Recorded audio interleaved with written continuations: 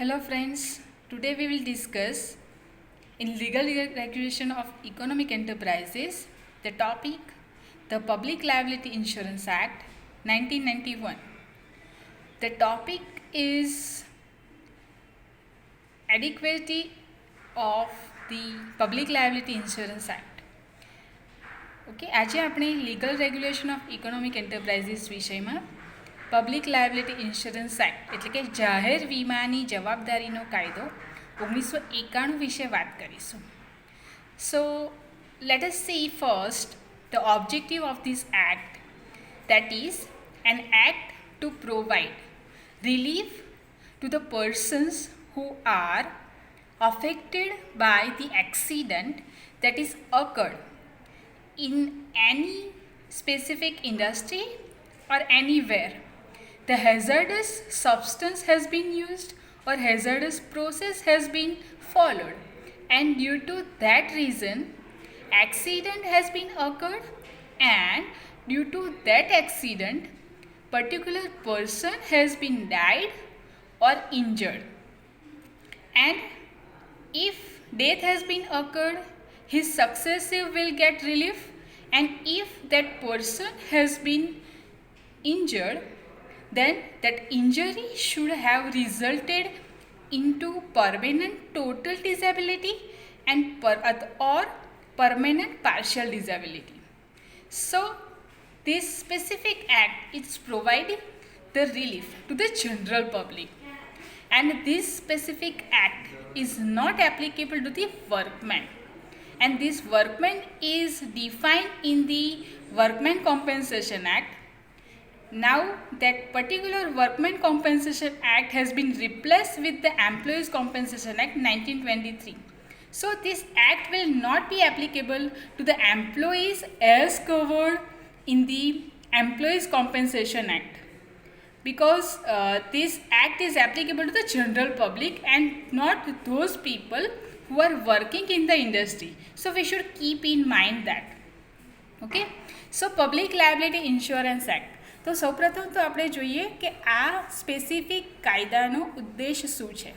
તો એનો ઉદ્દેશ છે કે પબ્લિક એટલે કે જાહેરમાં જ્યારે કોઈ ઇન્ડસ્ટ્રીઝ અથવા તો કોઈ સ્પેસિફિક રીઝનથી કોઈ પણ વ્યક્તિ જે આવા પર્ટિક્યુલર હેઝાર્ડસ સબસ્ટન્સ એટલે કે જોખમકારક પદાર્થ, ઓકે, જે તે વ્યક્તિ જોખમકારક પદાર્થ કાં તો એ વાપરે છે, કાં તો એ ટ્રાન્સપોર્ટ કરે છે, કાં તો વેચે છે, કાં તો બનાવે છે, કાં તો ઉત્પાદન પ્રક્રિયામાં ઉપયોગ કરે છે, તો એ વ્યક્તિ કે જે આ સ્પેસિફિક હેઝાર્ડસ સબસ્ટન્સનો માલિક છે, બરાબર, કાં તો જે ઇન્ડસ્ટ્રીઝ છે એ વ્યક્તિ આ જે તે હેઝાર્ડસ સબસ્ટન્સ જે જગ્યાએ વપરાય છે એ જગ્યા પરનો ઇન્ચાર્જ વ્યક્તિ છે. Okay, that person is considered as an owner. The owner has been made responsible under this act for the purpose of giving relief. Okay, એટલે જે તે વ્યક્તિ જેને હેઝાર્ડસ સબસ્ટન્સ કે જે તે એરિયામાં હેઝાર્ડસ સબસ્ટન્સ વપરાઈ રહ્યો છે અને એ વપરાશથી કોઈ પણ વ્યક્તિ જે ત્યાંથી કાં તો પસાર થાય છે, કાં તો ત્યાં રહે છે, અથવા એની પ્રોપર્ટીઝ ત્યાં છે, ઓકે, કાં તો એનું ડેથ થાય, બરાબર, એ હેઝાર્ડસ સબસ્ટન્સના લીધે એક્સિડન્ટ થાય. એક્સિડન્ટ એટલે અકસ્માત. આ બધા શબ્દોની ડેફિનેશન આપણે પછીથી જોઈએ છે, બરાબર. તો એક્સિડન્ટ થાય અને એક્સિડન્ટનું રીઝન શું હોય? હેઝાર્ડસ સબસ્ટન્સનું હેન્ડલિંગ. ઓકે, તો હેઝાર્ડસ સબસ્ટન્સનું હેન્ડલિંગ થતું હોય અને જો એક્સિડન્ટ થાય ત્યારે જનરલ પબ્લિક છે જેમનો કોઈ વાંક નથી, okay, on the basis of the principles of no fault, જેમનો વાંક નથી, એ જે તે એરિયામાં રહે છે, કાં તો ત્યાંથી પસાર થાય છે અથવા તો ત્યાંની પ્રોપર્ટી છે, તો એ જે તે વ્યક્તિનું કાં તો ડેથ થાય અથવા તો ઇન્જરી થાય, અને એવી ઇન્જરી એટલે કે ઈજા જે બોડી પર થાય છે એનાથી એને પરમેનન્ટ ટોટલ એટલે કે સંપૂર્ણપણે અને કાયમી ડિઝેબિલિટી આવે. ઓકે, એ કામ કરવાની ક્ષમતા ગુમાવે પરમેનન્ટલી, અથવા તો પરમેનન્ટ પાર્શિયલ અથવા તો પરમેનન્ટ ટોટલ.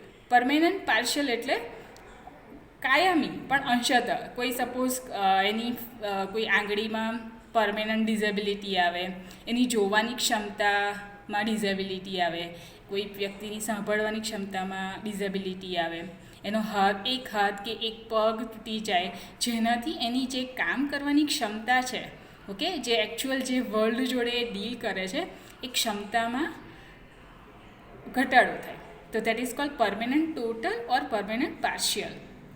બરાબર. તો આવી ડિઝેબિલિટીનું સર્ટિફિકેટ જે તે મેડિકલ પ્રેક્ટિશનર ઇસ્યુ કરે છે. Okay, so this is the main objective of this act. So main objective of this act we have seen. Right now we will see the definition under this act.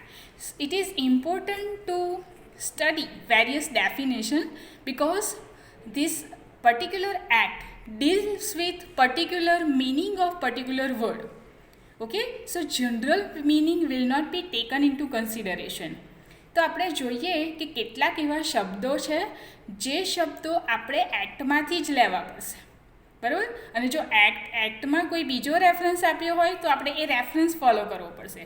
So A important છે કે આપણે જે તે શબ્દનો proper meaning જે કાયદામાં આપ્યો છે એ જ લેવાનો છે, because that particular word has been use for the purpose of giving either compensation or to make responsible to the owner. Okay, so it is important to know certain words. Those words are accident, hazardous substance, and occupier, owner, okay, and collector, then the other is owner. Okay, so these 5 definition we will study in section 2 of the Public Liability Insurance Act. So first definition is accident. Accident means an incident involving fortuitous or sudden unintended occurrence while handling any hazardous substance, resulting in continuous or intermittent or repeated exposure to death or injury to any person or damage to any property, but doesn't include an accident by the reason of war or radioactivity. So in this specific section, section 2 clause A defines the accident. Okay, accident એટલે શું કે ભાઈ અનઇન્ટેન્ડેડ, એટલે કે એમાં ઈરાદા ના હોવા જોઈએ, કે એક્સિડન્ટ કરવાનું કોઈ દિવસ ઇન્ટેન્શન ના હોય કોઈનું, બરાબર. સો એ તો એને એક્સિડન્ટ કહેવાય. ફર્ધર ઇટ ઇઝ કે ભાઈ ભવિષ્યમાં આવું થશે એવું પણ જે તે વ્યક્તિએ ના વિચાર્યું હોય, બરાબર, એવી વસ્તુ. પ્લસ એ સડન હોય, સડન એટલે એકાએક થાય, બરાબર. એન્ડ કયા રીઝનથી, બરાબર, કે નોર્મલ એક્સિડન્ટ થાય છે એ નહીં, સપોઝ રોડ પર જતા હોય ને એક્સિડન્ટ થાય એવો નહીં, પણ આ એક્સિડન્ટ સ્પેસિફિક એક્સિડન્ટ છે. સ્પેસિફિક એક્સિડન્ટ એટલે કયો એક્સિડન્ટ કે ભાઈ હેઝાર્ડસ સબસ્ટન્સને હેન્ડલ કરવાથી, એવું નહીં કીધું કે વાપરવાથી, બાય હેન્ડલિંગ હેઝાર્ડસ સબસ્ટન્સ. તો આ બંને વર્ડના મિનિંગ આપણે જોઈએ, હેન્ડલિંગ શું છે અને હેઝાર્ડસ સબસ્ટન્સ શું છે. તો એ બંને હેઝાર્ડસ સબસ્ટન્સને હેન્ડલ કરવાથી એ એક્સિડન્ટ થયેલો હોવો જોઈએ, બરાબર. એક્સિડન્ટ એટલે એક બનાવ છે, it is an incident. Incident જે ઈરાદાપૂર્વકનો નથી, જે ભવિષ્યમાં થશે એવી ખબર નથી, એઝ વેલ એઝ એ એકાએક થયેલો છે. So these are various characteristics of the accident. Okay, and that particular incident should have damage to the property or a person should have died.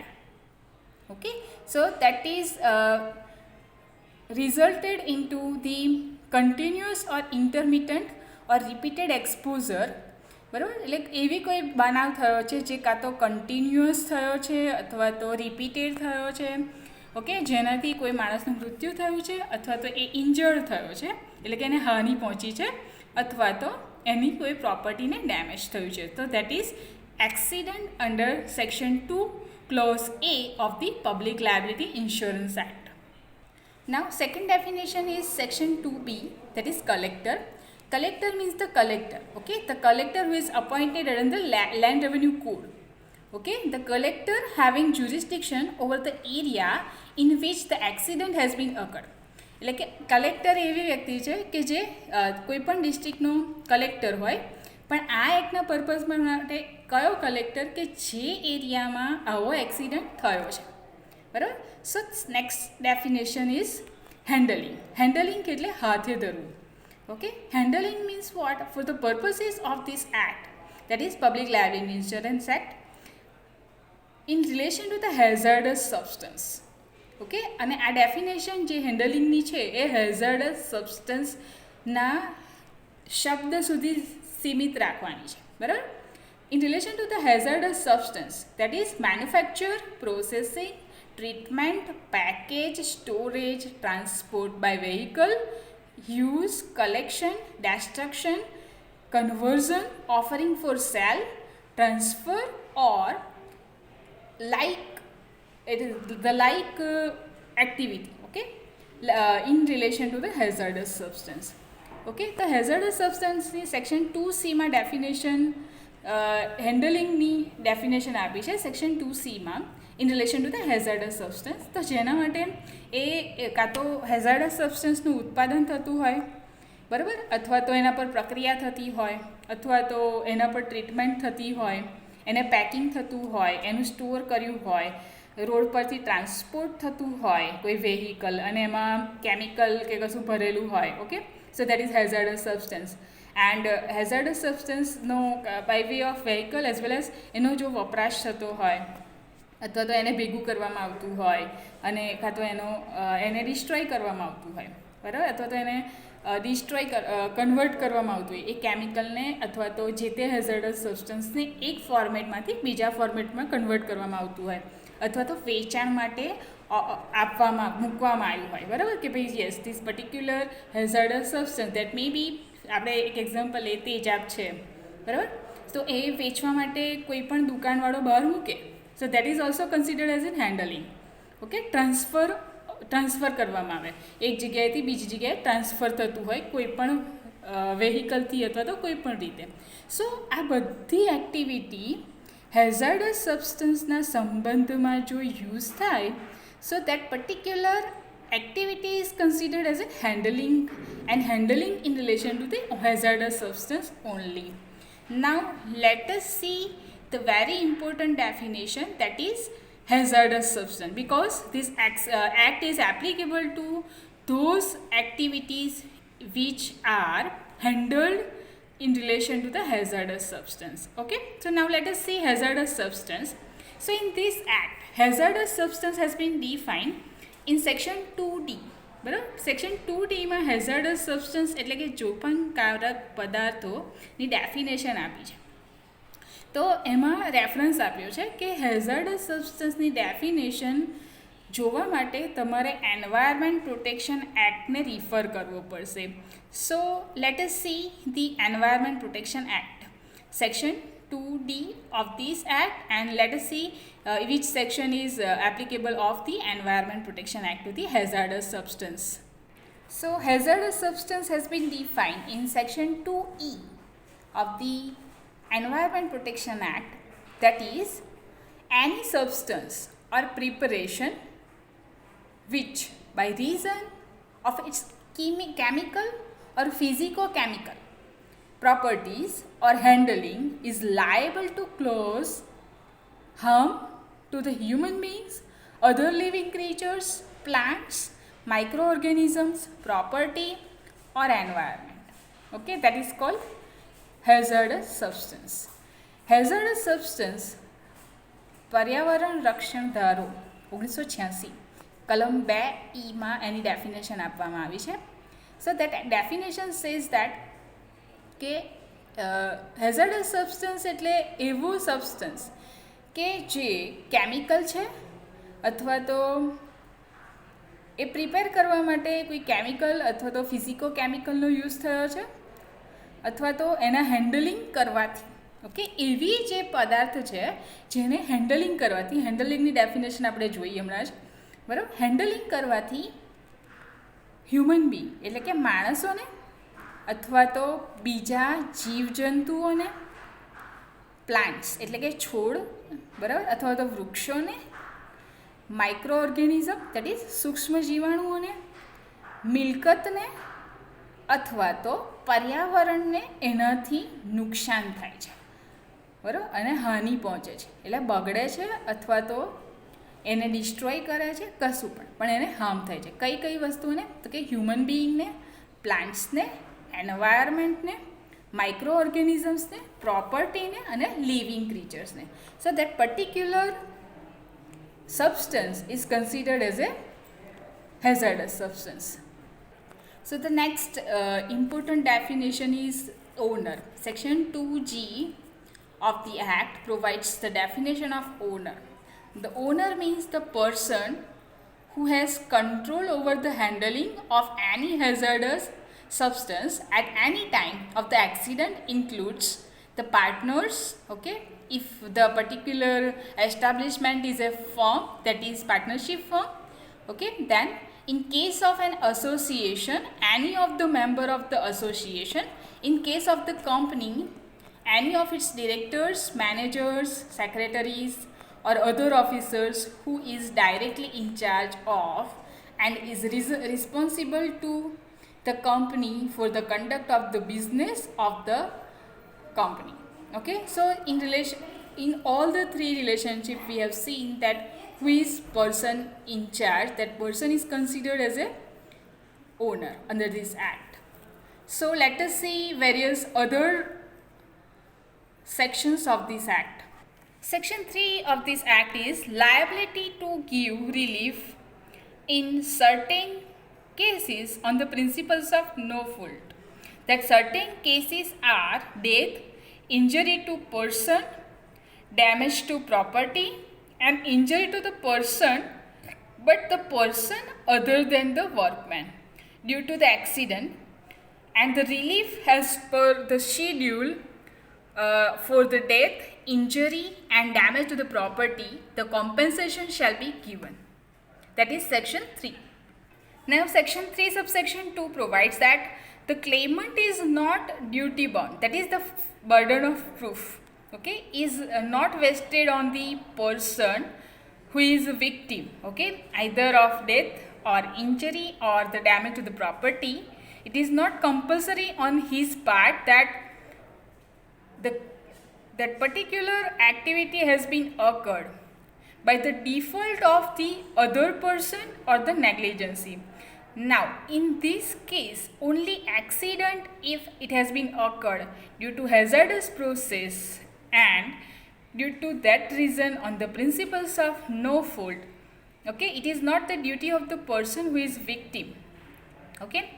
તો વિક્ટિમ જે છે, બરાબર, તો એણે એવું પ્રૂવ કરવાની જરૂર નથી કે સામેવાળાની નેગ્લિજન્સી હતી કે એણે કશું ભૂલ કરી છે, એવું પ્રૂવ કરવાની જરૂર નથી. ફક્ત એટલું જરૂર છે કે એક્સિડન્ટ થયેલો હોવો જોઈએ અને એ એક્સિડન્ટ હેઝર્ડસ સબસ્ટન્સના હેન્ડલિંગથી થવો જોઈએ અને આવું આ બંને એક્ટિવિટી થવાથી જે તે વ્યક્તિને કાં તો ઇન્જરી થઈ છે અથવા તો જે તે વ્યક્તિનું ડેથ થયું છે અથવા તો પ્રોપર્ટીને નુકસાન થયું છે. અને ઇન્જરી જો થઈ હોય તો ઇન્જરી કાં તો પરમેનન્ટ ટોટલ અથવા તો પરમેનન્ટ પાર્શિયલ ડિઝેબિલિટીમાં કન્વર્ટ થઈ હોય તો એ પર્ટિક્યુલર એક્સિડન્ટ માટે કોમ્પેન્સેશન મળવું કમ્પલસરી છે. Now section 4 of the act provides that duty of the owner to take out insurance policy. Okay, ઓનરની એ જવાબદારી છે કે ઇન્સ્યોરન્સ પોલિસી લેવી જોઈએ. કયા રીઝનથી? કે હેઝાર્ડસ સબસ્ટન્સનું હેન્ડલિંગ કરે છે અને એ કારણથી આજુબાજુની જે વસ્તી છે અથવા તો જે વસ્તી અવર જવર કરે છે એમને કોમ્પેન્સેશન આપવા માટે ઇન્સ્યોરન્સ પોલિસી લેવી કમ્પલસરી છે. Section 5. Verification by publication of accident by the collector. Okay, so it shall be the duty of the collector to verify that whether particular accident has been occurred in particular area and that has been happened due to the handling of the hazardous process. That shall be verified by the collector of the district where the accident has been occurred. Section 6. Application for the claim for the relief. Okay, in case of death, any of the nominees or any of the person who are the heirs of the person can claim the compensation to the collector. Okay, and in case of injury, any person can make claim to the collector for compensation by himself. Okay, the person who is victim of the accident. Apart from this, the person whose property has been damaged due to the accident while handling the hazardous substance, that person can make claim at the complaint to the particular collector of the district where the accident has been occurred. Now another important section is award of relief. Copy of award shall be delivered within 15 days of the declaration to the person who has to receive the compensation. Section 7 of the Act provides establishment of the Environment Relief Fund. Apart from this, applicable to the property, person and death.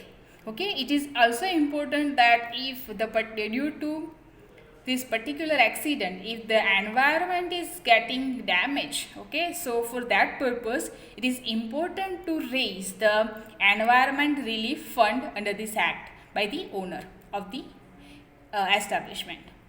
Now section 13 provides that power to make application to the courts for restraining owner from handling hazardous substance. Okay, so any person who is affected by the hazardous substance can claim to the court to restrain the owner for stop handling the hazardous substance in particular area. Now let us see what is the penal provision under this act. That is provided in section 14 of the act is penalty to the owner. Okay. For what purpose? For the purpose of non-compliance and contravention of section 4 subsection 1, section 4 subsection 2, section 4 subsection 2a, section 4 subsection 2c. Okay, failure of comply for the direction under section 12.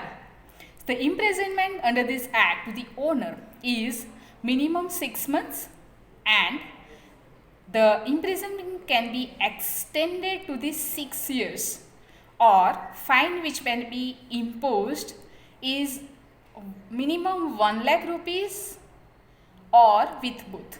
બરાબર, તો કેવી આ એક પ્રમાણે જે penalty છે એ penalty specifically ઓનરને લાગુ પડે છે અને શાના માટે લાગુ પડે છે કે નોન કોમ્પ્લાયન્સ એટલે કે ભાઈ એને સ્પેસિફિક સેક્શનના ડાયરેક્શન્સ અથવા તો ગાઈડલાઇન્સ અથવા તો રૂલ્સ એ ફોલો નથી કર્યા અથવા તો કોઈ સેક્શનની પ્રોવિઝન ફોલો નથી કરી, તો આવા કોઈ કારણને લીધે એને પનિશમેન્ટ થઈ શકે છે. તો એ પનિશમેન્ટના ગ્રાઉન્ડ્સ વેરિયસ સેક્શન્સમાં આપેલા છે, સેક્શન 4 અને સેક્શન 12. બરાબર, આ બંને સેક્શન્સમાં આપેલા છે. તો કેટલી પનિશમેન્ટ થાય તો કે ભાઈ ઓછામાં ઓછી 6 મહિનાની તો જેલની સજા થાય જ, બરાબર, અને જે 6 વર્ષ સુધી લંબાઈ શકે છે. પ્લસ ફાઇન થાય, તો ફાઇન કેટલો? ઓછામાં ઓછો 1 લાખ. જ્યારે એ આ કોઈ પણ ડાયરેક્શન અથવા તો ઇન્સ્યોરન્સ પોલિસી ના લે અથવા તો કોઈ ડાયરેક્શન્સ ફોલો ના કરે, બરાબર, તો એ ડાયરેક્શન ફોલો નહીં કરવા માટે જે ફાઇન છે એ 1 લાખ સુધી ફાઇન થઈ શકે અથવા તો જેલની સજા અને ફાઇન એટલે કે દંડ બંને થઈ શકે છે. બરાબર, so these are various provision. Apart from this કેટલું કોમ્પન્સેશન આપવું એ આ એક્ટના શિડ્યુલમાં બતાવવામાં આવ્યું છે. બરાબર, જે બહુ ઓછું છે, તમે શિડ્યુલમાં વાંચી શકશો, હું મટીરિયલ તમારી જોડે શેર કરું છું. બરાબર, તો જે કોમ્પન્સેશન ડિસાઇડ થયું છે એ કોમ્પન્સેશન બહુ ઓછું ડિસાઇડ થયો છે. એના સિવાય એક પ્રોવિઝન એવી પણ છે કે આ એક્ટ પ્રમાણે જે કોમ્પન્સેશન મળ્યું છે એના સિવાય બીજા કોઈ કાયદા પ્રમાણે જો કોમ્પન્સેશન મળવા પાત્ર હોય તો એના માટે પણ જે તે ઓથોરિટીને જે તે વિક્ટીમ ક્લેમ કરી શકે છે. બરાબર, પણ જ્યારે એ ક્લેમ કરીએ ત્યારે આ જે એમાઉન્ટ મળી છે એ બાદ થઈને જે તે ઓથોરિટી કોમ્પેન્સેશન આપશે. સપોઝ કોઈ માણસને આ એક્ટ પ્રમાણે 12,000 રૂપિયા મળ્યા છે, બરાબર, અને કોઈ બીજા કાયદા પ્રમાણે એને 25,000 મળવાપાત્ર છે, બરાબર. કોઈ ઇન્જરી અથવા તો પ્રોપર્ટીને ડેમેજ માટે મળવાપાત્ર છે 25,000 અને એકચ્યુઅલ આ એક્ટની અંદર 12,000 મળ્યા છે. તો બીજા જે 13,000 છે એ અન્ય કાયદા અંતર્ગત જે તે ઓથોરિટી દ્વારા મળશે, બરાબર. તો આ એક્ટની આ પ્રોવિઝન્સ છે, બરાબર. તો આ એક્ટની એડિક્વેસી છે કે નહીં, બરાબર. તો જો કે બહુ ઓછું કોમ્પેન્સેશન આપવામાં આવ્યું છે, બરાબર. કારણ કે કોઈ એક વ્યક્તિની જે લાઈફ છે એ લાઈફ સ્પેસિફિકલી ખાલી 12,000 રૂપિયા પૂરતી કે 1,00,000 પૂરતી નથી, બરાબર. લાઈફની વેલ્યુ બહુ વધારે છે.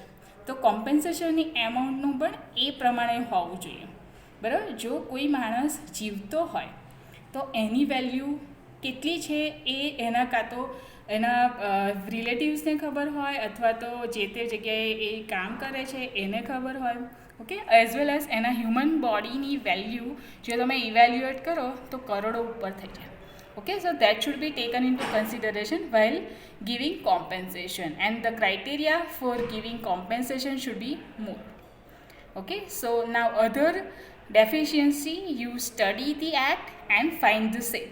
Thank you.